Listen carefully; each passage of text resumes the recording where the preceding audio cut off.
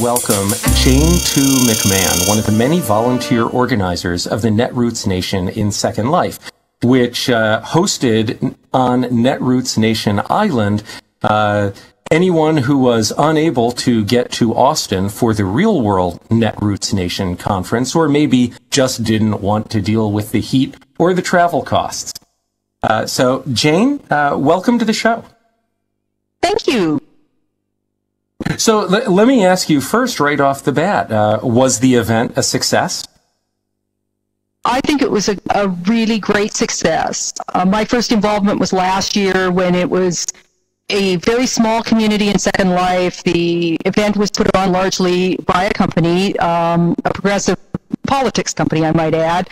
And this year, the community had grown enough and coalesced enough that we had a tremendous team of volunteers. We had a lot of new people arrive in World to participate and to further the debate, which is what Netroots Nation is all about.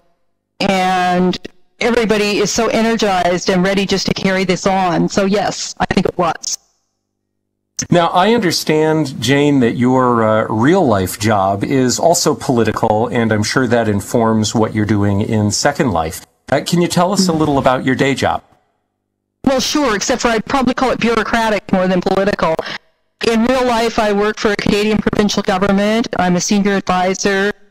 One of the things that I'm concerned with, or that my job is concerned with, is interactive media policy. My involvement in Second Life politics is more as part of public life, because I believe people want a place to talk to each other and want to participate in things that matter to them. And so, so you're Canadian, but you're using Second Life to participate in a dialogue that is primarily about U.S. politics. Yes, well, that's one of the exciting things about using technology to influence public debate, because although Daily Kos and Netroots Nation are primarily concerned with U.S. political processes and policies, as we all know, a lot of those things are global, whether we're talking about environment or use of natural resources or healthcare or food supply or population. All of those things are of global concern, and using technology enables us to have an international Second Life community as opposed to strictly U.S. I mean, not everybody can afford to travel to the U.S., but we can all, you know, if we have a computer and a connection, we can all participate at Daily Kos, and we can all participate in Second Life. So you're probably aware that there are political groups and philosophies in the U.S. that get very concerned when they see influence from other countries. So you don't see that as a concern? No, I don't think that I'm hardly the Prime Minister of Canada who can phone up your president and influence a heck of a lot, but I can talk about things that matter to me. Certainly Netroots Nation is inclusive enough that it does not ever differentiate between, you know, somebody from San Francisco and somebody from Saskatchewan. We love those S's. Everybody's allowed to speak. And was there a particular event at Netroots in Austin that seemed to have a greater amount of traction in Second Life?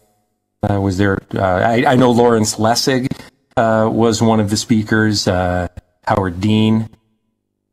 Oh, well, Howard Dean and Wes Clark, of course, energized everybody. Al Gore attending was really something, both for folks in Austin and for Second Lifers.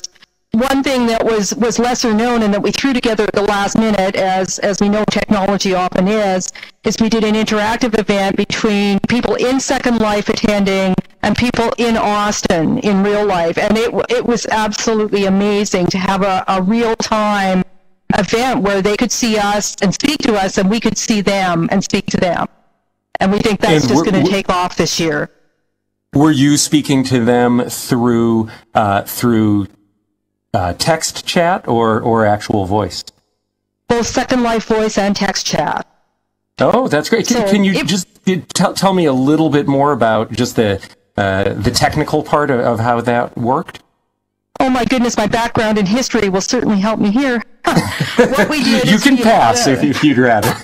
Oh, no, I'll take a stab at this. Tom Valentine in real life, if Mastrioni in Second Life, got a Veolia account. Nolan Treadway from Netroots Nation, the logistics person, who's an amazing person, made it all happen in about 24 hours. He set up the camera. Vex Streeter in real life and a few other people helped. Our organizer, Jill McMillan, and people like that got us together in Second Life, and it just all happened. We had a room, we had a camera, we had a screen so that they could see us in Second Life, and we could see them. And it really was quite amazing. It was way more than a Skype call or being in the same place. It really is interactive, and I was surprised at how interactive it was, and I think just so pleased to be able to do that.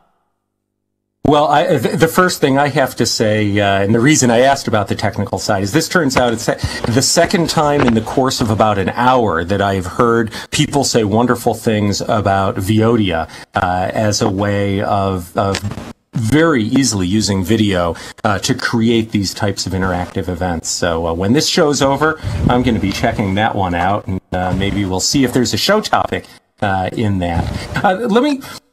But before we close on the spot, I'm very interested to hear that this wasn't just one-way communication from Austin and Netroots and into Second Life. It's going the other way. Now, what about more generally? Certainly, everyone many people in Second Life who are on the left side of politics are familiar with Netroots. My guess is many fewer people in Austin are familiar with Second Life. How do you go about getting the information to flow the other way and get Daily Coast, the blog, to be following what you guys are doing and be influenced by it? Well, Daily Coast itself is very organic in nature. Anybody can write a diary, within the confines of democratic political concerns, of course, and Daily Coast's own concerns. Anybody can write a diary. The way that it becomes of public interest or stays in the, quote, public eye, i.e., at the top of the blog, it's by people reading it, commenting on it, and recommending it. So everything is done by the readers and the bloggers of Daily Coast. Marcos has given that power to people. As well, there are other bloggers like Jesus General at patriotboy.blogspot.com who do amazing things, well-read, also support this, may not actually be official Netroots Nation / Daily Coast people, but that enormous blogosphere of like-minded people left of center. Oh, and by the way, this isn't just left of center. Politics on the net encompasses all political stripes. But anyway, that's how it happens for Netroots Nation.